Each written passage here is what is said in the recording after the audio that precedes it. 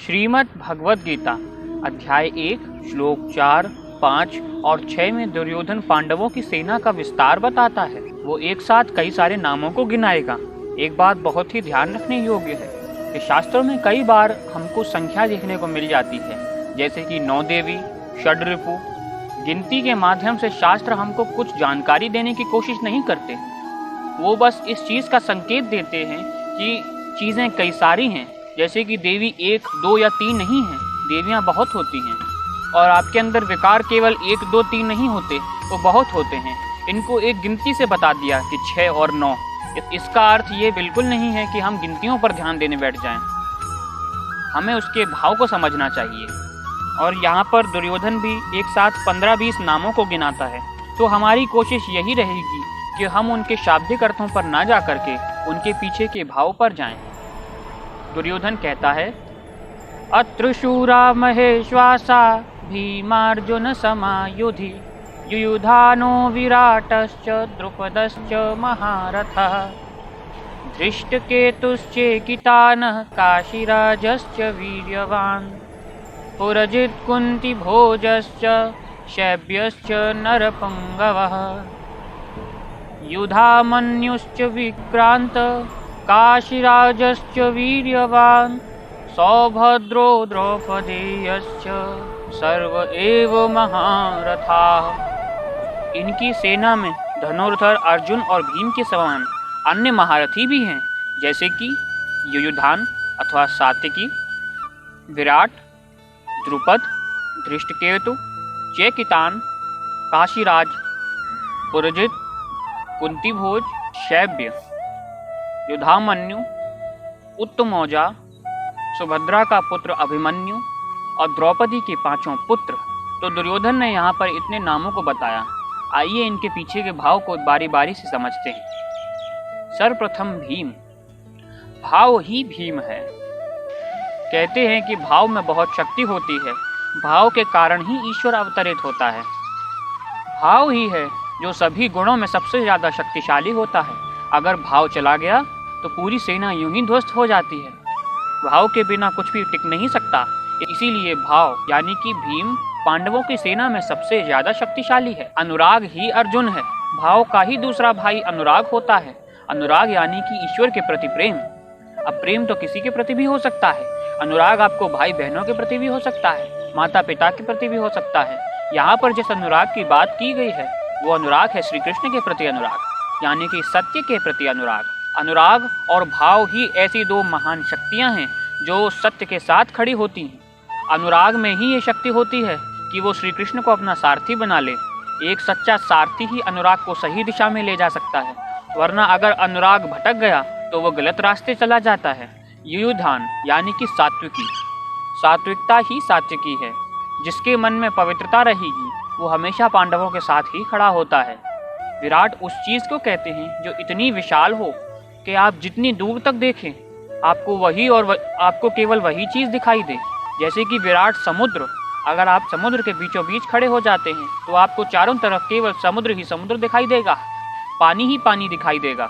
दूर दूर तक कोई ज़मीन का नामो निशान नहीं दिखाई देगा। यहाँ पर विराट से आशा है उस प्रवृत्ति का जो विराट ईश्वर की छवि अपने मन में हमेशा धारण करके रखती है। और अचल स्थिति ही द्रुपद है। पांडवों की तरफ जिसने अपनी स्थिति अचल कर ली, जो वहां से अब हिलेगा नहीं, वही द्रुपद है। दृढ़ कर्तव्य ही धृष्टकेतु है। पिछले श्लोकों में आपने धृष्टद्युम्न के बारे में सुना था, वो दृढ़ मन था। यहाँ दृढ़ कर्तव्य की बात हो रही है। जो अपना कर्तव्य हमेशा हमेशा के लिए श्री कृष्ण को सौंप दे, जो अपने उन कर्तव्यों में दृढ़ हो जाए, वही धृष्टकेतु है। चेकितान। हर जगह सत्य में अपने चित्त को स्थिर रखने वाला चेकितान कहलाएगा। और कर्तव्य से भाव पर विजय प्राप्त करने वाला कुंती भोज है। याद रखिएगा, कुंती यानी कर्तव्य, कुंती भोज माने कर्तव्यों का राजा, जिसने अपने कर्तव्यों से भव पर विजय प्राप्त कर ली है। भव माने ये जन्म मृत्यु का फेर। काशीराज काया रूपी काशी के सम्राट का स्वरूप है। यहाँ पर कई बार आपको बताया जा चुका है कि शरीर ही क्षेत्र है। अगर गीता में या फिर शास्त्रों में किसी भी क्षेत्र की बात आती है, जैसे कि काशी, तो याद रखिएगा वहाँ काशी से वो अर्थ नहीं है कि किसी जमीन पर स्थित कोई जगह का नाम है। हमेशा शास्त्रों में अगर कोई नाम आए तो इसका अर्थ उस शहर या उस गांव से बिल्कुल नहीं होता। वो आपके शरीर के भीतर स्थित किसी केंद्र पर इशारा करता है। काया रूपी काशी का जो सम्राट है वही काशीराज है, और पुरजित वो प्रवृत्ति है जो आपको स्थूल, सूक्ष्म और कारण जगत में विजय दिलाने वाली होती है। यहाँ पर 3 तरीके के शरीरों की बात हो रही है। एक स्थूल शरीर, यानी कि वो शरीर जो हम सभी को दिखाई देता है, जिसमें 2 हाथ और 2 पैर होते हैं। फिर आता है सूक्ष्म शरीर, यानी कि हमारा मन, एक ऐसा शरीर जो दिखाई नहीं देता। हमारा मन भी एक शरीर ही होता है। अगर आपके भीतर मन ना हो तो ये स्थूल दिखने वाला शरीर किस काम का। जब किसी की मृत्यु हो जाती है तो क्या मरता है? वो मन मर जाता है। इस सूक्ष्म शरीर के कारण ही इस स्थूल शरीर के अंदर प्राण होते हैं। इसीलिए स्थूल शरीर हमेशा निम्न स्तर पर आता है। उससे ऊपर आता है सूक्ष्म शरीर जो कि हमारा मन है। उसके भी ऊपर आता है कारण शरीर। कारण शरीर यानी आत्मा, जो आपके मन को भी शक्ति देती है काम करने के लिए। अगर आत्मा न हो तो आपका मन भी किसी काम का नहीं। इन्हीं तीनों शरीरों पर जो विजय प्राप्त कराए वही पुरजित है। सत्य का व्यवहार ही शैव्य है। जिसके भीतर व्यवहार में सत्य आ जाता है वही शैव्य है। कई लोग सत्य को केवल सुन लेते हैं, उनको व्यवहार में नहीं लाते। जो व्यवहार में सत्य को लाएगा वही शैव्य है, और उसी को नरों में श्रेष्ठ बोला गया है। शैव्यश्च नरपुंगवः पराक्रमी युधामन्यु। युद्ध के अनुरूप मन की धारणा, यानी कि जो युद्ध के लिए हमेशा तैयार है वही युधामन्यु है। केवल युद्ध के लिए इच्छा नहीं होनी चाहिए, कृष्ण के साथ युद्ध के लिए इच्छा। हर प्रवृत्ति अपने आप में मुक्त होती है। वो प्रवृत्ति किसकी तरफ झुकी है ये निर्णय करता है कि वो प्रवृत्ति कैसी है। अगर युद्ध के लिए इच्छा करने का मन है श्री कृष्ण के साथ तो वो युधामन्यु है, और अगर युद्ध के लिए इच्छा करने का मन है श्री कृष्ण के खिलाफ तो वो कौरव बन जाता है। सत्य की मस्ती में जो हमेशा रहता है वही उत्तमौजा है। और सुभद्रा का पुत्र अभिमन्यु, सुभद्रा यानी कि शुभ आधार, और अभिमन्यु यानी कि अभय मन। जब आपका आधार शुभ हो जाता है तो भीतर अभय मन की उत्पत्ति होती है। अभय मन का जन्म ही केवल शुभ आधार से होता है, वरना मन हमेशा डरा डरा रहता है। दुनिया में रह रहे हर जीव का मन डरा हुआ है जब तक वो सत्य के साथ नहीं जुड़ा हुआ। केवल सत्य ही एकमात्र ऐसी संपदा है जिससे जुड़ जाने पर आपके मन के भीतर का डर हमेशा हमेशा के लिए खत्म हो जाता है। इसलिए सुभद्रा शुभ आधार का पुत्र है अभिमन्यु, अभय मन। ध्यान रूपी द्रौपदी के 5 पुत्र वात्सल्य, लावण्य, सौम्यता, स्थिरता, सहृदयता, ये सभी के सभी महारथी हैं और पांडवों की सेना में हैं।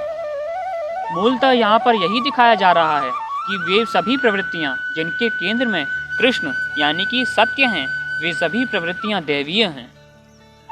इस प्रकार दुर्योधन ने पांडव पक्ष के 15 से 20 नाम गिनाए जो दैवीय संपत्ति के महत्वपूर्ण अंग हैं।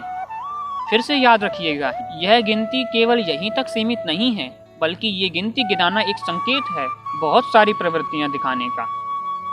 अब आने वाले श्लोकों में दुर्योधन अपनी सेना का विस्तार कहता है। दुर्योधन ने सर्वप्रथम पांडवों की सेना का विस्तार बताया, उसके बाद वो अपनी सेना का भी विस्तार बताएगा। आगे आने वाले श्लोकों में आप ये समझेंगे कि दुर्योधन ने अपनी सेना में कुछ गिने चुने लोगों का ही नाम बताया, क्योंकि विकार वही गिने चुने होते हैं, उनके फिर अलग अलग रूप बन जाते हैं।